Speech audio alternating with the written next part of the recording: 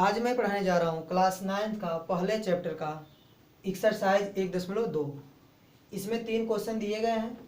पहला क्वेश्चन दिया गया है, नीचे दिए गए कथन सत्य हैं या असत्य, कारण के साथ अपने उत्तर दीजिए। तो पहला क्वेश्चन है, प्रत्येक अपरिमेय संख्या एक वास्तविक संख्या होती है। तो पहला कथन क्या है? सत्य है। पहला कथन सत्य है। क्यों? क्योंकि हमको पता है कि जो वास्तविक संख्या होती है वो परिमेय संख्या और अपरिमेय संख्या का सम्मिलन होता है। मतलब परिमेय संख्या और अपरिमेय संख्या का जो सम्मिलन होता है वही क्या होता है? वास्तविक संख्या होता है। अतः प्रत्येक इन दोनों को मिला देंगे तो इनका जो सम्मिलन होगा वही वास्तविक संख्या के बराबर होगा। अतः कह सकते हैं कि प्रत्येक अपरिमेय संख्या वास्तविक संख्या होती है। फिर इसके बाद दूसरा क्वेश्चन है, संख्या रेखा का प्रत्येक बिंदु करड़ी में यम का रूप का होता है जहां यम एक प्राकृतिक संख्या है। तो दूसरा क्वेश्चन जो है वो क्या है? असत्य है। असत्य है। असत्य क्यों है? क्योंकि अगर प्रत्येक बिंदु करड़ी में यम के रूप का होगा तो कैसा होगा? करड़ी में एक, करड़ी में दो, क्योंकि यम की जगह क्या है? एक प्राकृतिक संख्या है। यम क्या है? एक प्राकृतिक संख्या है। तो करड़ी में एक, करड़ी में दो, करड़ी में तीन, करड़ी में चार, करड़ी में पाँच, कुछ ऐसा आएगा। मतलब इस क्वेश्चन सर ये कह रहा है कि संख्या रेखा का प्रत्येक बिंदु इसी के रूप का होता है, जो कि क्या है? असत्य है। क्योंकि हम जानते हैं कि करड़ी में दो और करड़ी में तीन दो वास्तविक संख्याएं हैं। दो वास्तविक संख्याओं के बीच में अनंत वास्तविक संख्याएं होती हैं। दो वास्तविक संख्याओं के बीच में अनंत वास्तविक संख्याएं होती हैं। इसलिए संख्या रेखा का प्रत्येक बिंदु करड़ी में यम के रूप का नहीं होगा। करड़ी में यम के रूप का नहीं होगा क्योंकि इसके बीच में भी बहुत ढेर सारे बिंदु होंगे। ठीक है, इसलिए कथन क्या हो गया? असत्य। अब इसके बाद तीसरा क्वेश्चन है कि प्रत्येक वास्तविक संख्या एक अपरिमेय संख्या होती है। तो तीसरा जो क्वेश्चन है वो भी असत्य है। वो भी असत्य है। क्यों? इसने बोला कि प्रत्येक वास्तविक संख्या अपरिमेय होती है। हम जानते हैं कि वास्तविक संख्या परिमेय और अपरिमेय दोनों से मिलकर बनी होती है। परिमेय संख्या और अपरिमेय संख्या का जो सम्मिलन होता है वही वास्तविक संख्या होता है। तो बोला कि प्रत्येक वास्तविक संख्या अपरिमेय होती है। तो ये क्वेश्चन असत्य हो जाएगा। ये जो लिखा कथन वो कथन क्या हो जाएगा? असत्य हो जाएगा। क्योंकि वास्तविक संख्या परिमेय भी हो सकती है। कोई जरूरी नहीं कि वास्तविक संख्या अपरिमेय ही हो। वास्तविक संख्या परिमेय भी हो सकती है और अपरिमेय भी हो सकती है। इसलिए कथन क्या हो जाएगा? असत्य हो जाएगा। इसके बाद दूसरा क्वेश्चन है, क्या सभी धनात्मक पूर्णांकों के वर्गमूल अपरिमेय होते हैं? यदि नहीं तो एक ऐसी संख्या के वर्गमूल का उदाहरण दीजिए जो एक परिमेय संख्या है। तो हम लिखेंगे, पूछा क्या सभी धनात्मक पूर्णांकों के वर्गमूल अपरिमेय होते हैं?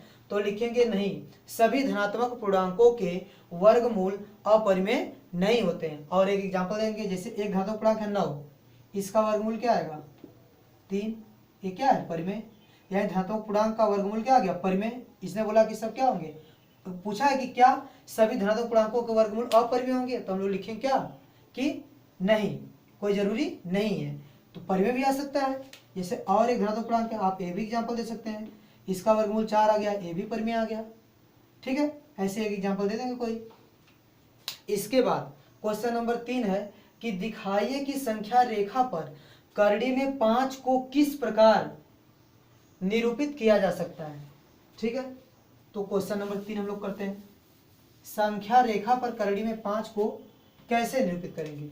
जैसे संख्या रेखा है, ठीक, संख्या रेखा है, यहाँ 0 है, इधर 1 2 फिर 3 4, -1 -2 -3 -4। ठीक है, संख्या रेखा है, इस पर हमको करड़ी में 5 को निरूपित करना है।